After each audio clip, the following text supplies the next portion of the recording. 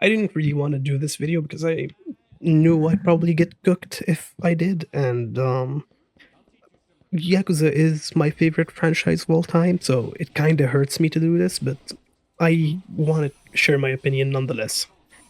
I'm not going to be mentioning story here because the story is pretty bad, but it's kind of expected. It's a spin-off.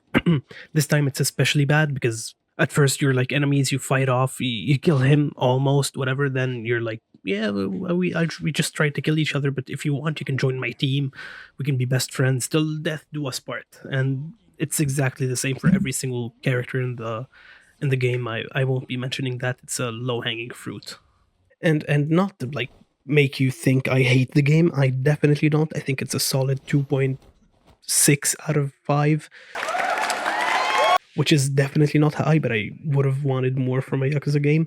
And my reasoning for that is simple. The combat is very good.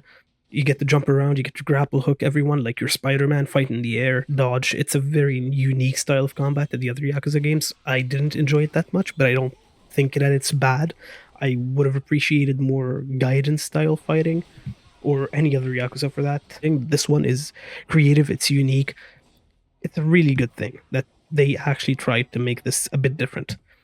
But other than that, the entire game is reused assets from the newest title in the main continuity, the main storyline, and it's slapped with a $59 price tag, which is it's definitely not worth. The game sells itself. The game sells itself to you like it's going to be a pirate game, like it's going to be an in-depth pirate game, but it's far from that. It's very far, and this is me being nice to the game. It's not even close to being a nearly finished product, and it would have been good or finished if it had been like an indie game, or if it had like a $20 price point, not a 60. And I want to say why. So the like actual core part of the game is you being able to drive your ship and like have your crewmates and enjoy the beach, the ocean, as if you're an actual pirate, collect treasures, or mighty and whatever else pirates do, It doesn't have like pillaging or killing children, which is nice. But like when you start to play, you notice that it's definitely far from being a good pirate game. And the reason for that is the game forces you to have a very, very small, narrow play style.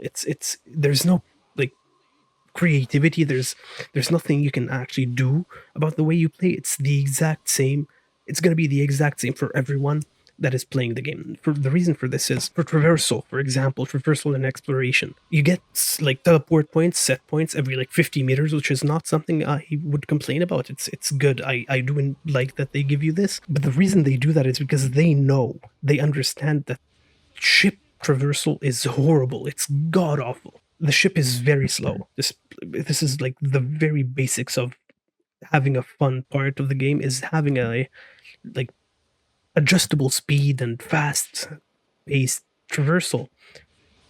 But you don't. You have two constant speeds. The one you have when you're just like sailing around, which is practically the same as just not traveling at all. You're just standing in place.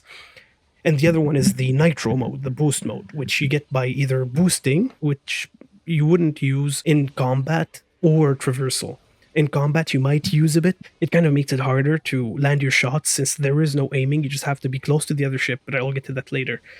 The other one, during traversal, when you want to get from point A to point B, there's going to be one road. You can go through another road, but there's no reason to do that because there's nothing to see. It's the exact same.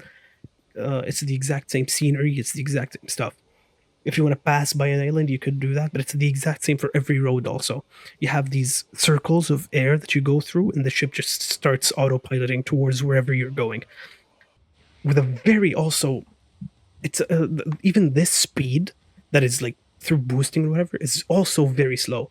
It makes like the screen shake as if you're going the speed of sound, but it's like going 50% faster than what you would go without it. And that drives up the fun you have while driving the ship by a fuck ton. It becomes stale, it becomes boring, it becomes very uninspiring. Even still, you might think that during like the pilot the ship autopiloting, you would be able to at least go around your ship and like talk to your crewmates, look at the scenery. There's some like whales and dolphins that go around sometimes. They're not very good quality either. You can't even do this because the game forces you to stay on the wheel. If you leave the wheel, the ship just goes to a full stop. Even if you're going through these circles, the ship just stops. And I cannot figure out for the life of me why they would do this. It doesn't make any sense. The ship goes by itself. If there's a battle, you can go back. Even if there's a battle, you can go out of the wheel mode and like shoot bazookas, which is pretty fucking cool. But like if it's a battle, you can just transit to a battle mode. There's no need for the ship to go to a full stop when when you're traveling normally. For island exploration, there's like a bunch of islands. There's like 3 to 4 islands per area that you can visit. It's the same way to visit them. You go through these circles and whatever. And once you get there, you enter the island through a cutscene, which I do not like. I there's the amount of cutscenes in this game is unnatural. It's insane. Black Flag, which I don't want to compare to because it's not the same kind of game, but it is an 11-year-old game. Doesn't have this. When you go to an island in Black Flag, you don't go through a cutscene. You just go in from your ship, and that's really cool. It's immersive. It's nice. For this, you go through a cutscene, and there's no exploration on the island. There's nothing to do. You just fight through hordes and hordes of the same exact enemies until you get like the treasure, and you go back to your ship, and that's really just it. You can't explore anything. You can't do anything on the island that's actually just not fighting. Now, for combat is the exact same idea. You have this very specific playstyle you have to abide by, and it's not like if you don't go with this playstyle, you're gonna lose. It's just there is no other playstyle. You hit your cannons, which you cannot aim, by the way. You shoot your cannons, and it auto aims on the nearest ship. You drift around, you do your like boost, you drift around, you do your other cannon, you drift around again, you use your machine guns, and then it just repeats. It's the exact same thing over and over and over and over. And for the first part, for the first time I was doing this, I thought maybe it had more upgrades, more customization I could do to make this more fun, but it didn't. All customizations and upgrades were upgrade to durability, upgrade to damage, and upgrade to the number of boosts you get. But that's literally it. You get upgrades to like healing and repairing your ship and like shrouding, but I didn't use any of those for the first 80% of the game.